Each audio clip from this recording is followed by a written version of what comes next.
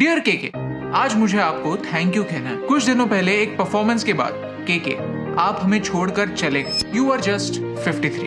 Personally ना ही मैं केके को जानता था ना ही आप, लेकिन फिर भी जब हम सब ने उनके गुजर जाने की न्यूज सुनी तो हमारा दिल टूट गया, बुरा लगा, रोना आया। लेकिन क्यों? किसी ऐसे इंसान के गुजर जाने पर बुरा क्यों लगता है जिससे हम कभी मिले ही ना हो, जिससे कभी बात ही ना हुई हो, जिससे कोई रिलेशनशिप ही ना हो? कई सारे सवाल है जिनके जवाब मेरे पास नहीं है, लेकिन एक शब्द है, थैंक यू। आज मुझे आपको 3 बातों के लिए थैंक यू कहना है जिनके जरिए आपने हमारे सबके दिल को छुआ। सो थैंक यू केके, क्योंकि आपने हम सब इंट्रोवर्ट्स को प्यार का मतलब सिखाया। केके खुद स्कूल के समय इंट्रोवर्ट थे, लड़कियों से बात तक नहीं कर पाते थे, लेकिन स्कूल में ही उन्हें अपनी फ्यूचर वाइफ मिली। होना क्या था? जो इंसान शब्दों में अपने फीलिंग्स को बयां नहीं कर पाता था, उसने गाना गाकर खुद को एक्सप्रेस किया। थैंक यू केके, क्योंकि इंट्रोवर्ट्स भी एक्सप्रेस हो सकते हैं। ये आपने हमें अपनी कहानी से सिखाया। सेलिब्रिटीज की दुनिया में अपने पार्टनर्स चेंज करना, सक्सेस के साथ इनफिडेलिटी के लक्षण दिखाना आम बात होती है, लेकिन केके अलग थे। He was a one woman man and she was a one man woman,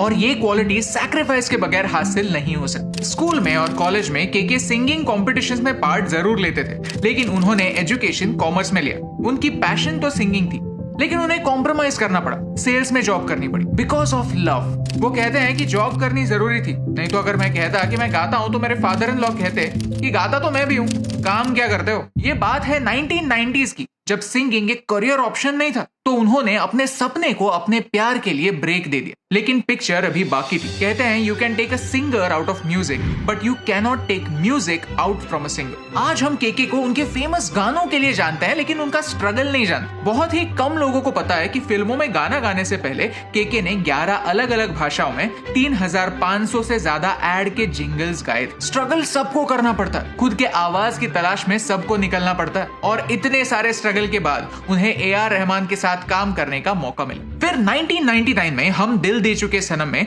उन्हें अपना पहला हिंदी सॉन्ग गाने का मौका मिला, and the rest is history. हम सोचते हैं कि कुछ लोगों की किस्मत इतनी अच्छी होती है कि सक्सेस उनके दरवाजे पर दस्तक देती है, लेकिन सच तो यह है कि सक्सेस किसी के पास आती नहीं है, सक्सेस के पास जाना पड़ता है। कभी दौड़ते हुए, कभी रेंगते हुए 100 दरवाजों पर ठोकरें खानी पड़ती है, तब जाकर एक दरवाजा खुलता है। Thank you KK for reminding us कि सक्सेस एफर्ट्स के बाद मिलती है। 1999 से 2022 तक हिंदी फिल्म इंडस्ट्री में होने के बावजूद, इतने सारे हिट गाने देने के बावजूद, क्या आपको पता है कि केके ने कितने फिल्म फेयर अवार्ड्स जीते? 0। अवार्ड्स मिलना या ना मिलना, अपने एफर्ट्स को रिवॉर्ड मिलना या ना मिलना हमारे हाथ में नहीं होता, लेकिन इसका मतलब ये नहीं कि हम खुद को बेहतर बनाना ही छोड़ दे, ट्राई ही ना करें। Thank you KK for teaching me that. लोग सोचते हैं कि सक्सेस एक माइलस्टोन है जिसे पार करने के बाद लाइफ आसान हो जाती है, लेकिन रियलिटी में बार बार लगातार खुद को प्रूव करना पड़ता है, और केके ने वही किया। उन्होंने हिंदी के साथ साथ तमिल, तेलुगु, कन्नड़ा, मलयालम, मराठी, ओडिया,